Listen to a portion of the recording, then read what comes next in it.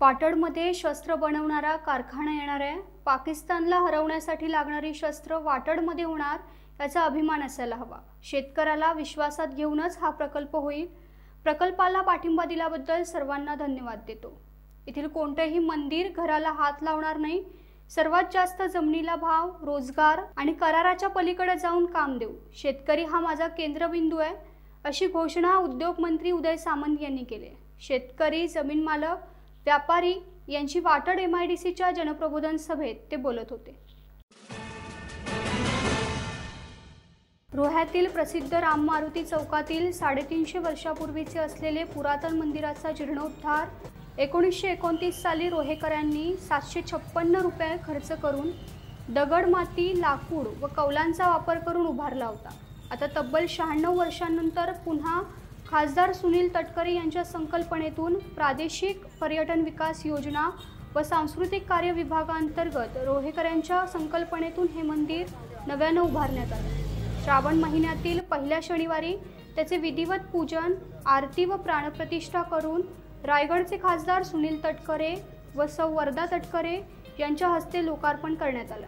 यानंतर मुंबईच्या मरीन ड्राईव्हच्या धर्तीवर ज्या पद्धतीने लाइटिंग करण्यात आली आहे त्याच पद्धतीने रोहा शहराच्या मुख्य रस्त्याच्या मध्यभागी हायमॅक्स दिव्यांच्या प्रकाशात रोहा शहर क्वीन नेकलेस घातल्याप्रमाणे उजळून निघालाय। यावेळी राष्ट्रवादीचे सर्व पदाधिकारी, कार्यकर्ते यांसह रोह्यातील नागरिक मोठ्या संख्येने उपस्थित होते।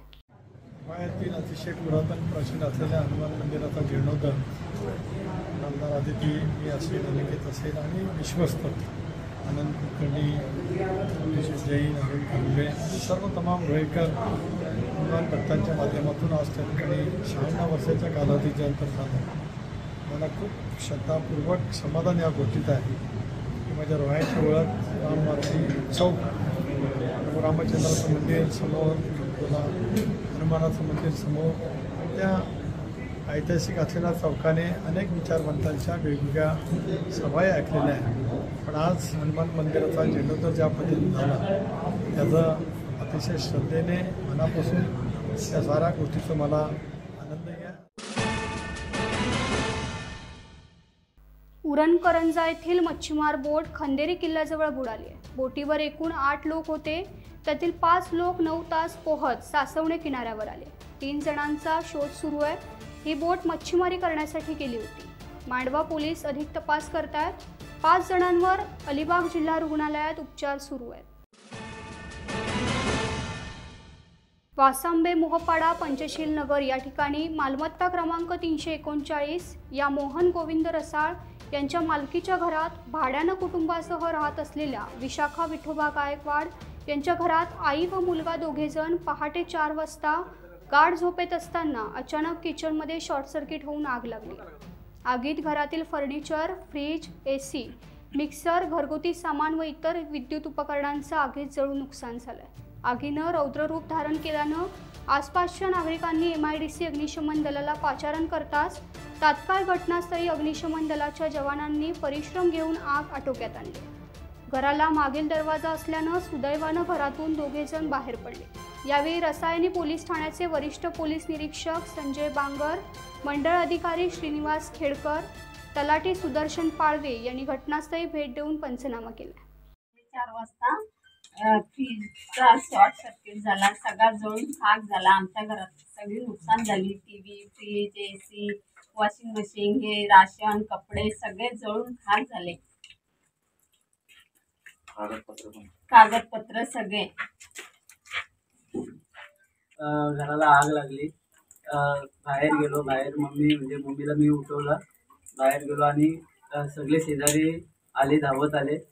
थोडा फ्रीजला लागला, पत्र्याला फटा पडला, पाणी पडलं, AC जळली, TV जळली, परत खूप वायरिंग जळल्या। फ्रीज जास्त जळलं, घरचं सामान जळलं। वेंगुर्लेमठ परबवाडी येथील शेतकऱ्यांच्या सुमारे 4 ते 5 एकर क्षेत्रात गावठी भाजी, वाली, भेंडी, मुळा, लाल भाजी, भोपळा, दोडके अशा पद्धतीच्या मोठ्या प्रमाणात भाजीपाला उत्पादन घेतले होते। मात्र सततच्या पावसामुळे किडीचा प्रादुर्भाव भाजीपालांवर झालाय। आणि गवारेड्याच्या अतिक्रमणामुळे भाजीपाला क्षेत्र नष्ट झालंय। रानटी जनावरं व अतिवृष्टी या दुहेरी संकटात सध्या तळ कोकणातील शेतकरी सापडलाय। त्यामुळे मोठ्या प्रमाणात आर्थिक संकटात शेतकरी असल्यानं शासनानं तातडीनं पंचनामे करून शेतकऱ्यांना नुकसान भरपाई द्यावी अशी मागणी शेतकरी बांधवांकडून केली जाते।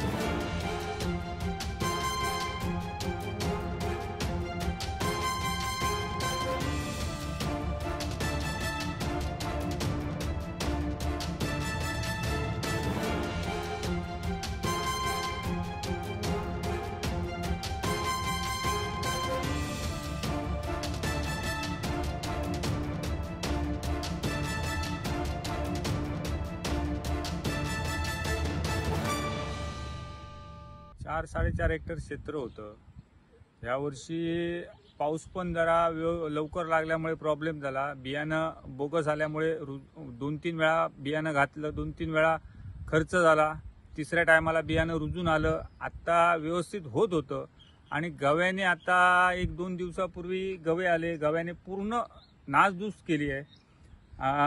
ह्या क्षेत्रात पूर्ण दोडकी आहेत, बाजूला भेंडी आहे, पाठीमागे हे आहे वाल आहे, समोरनं चिबूड आहेत।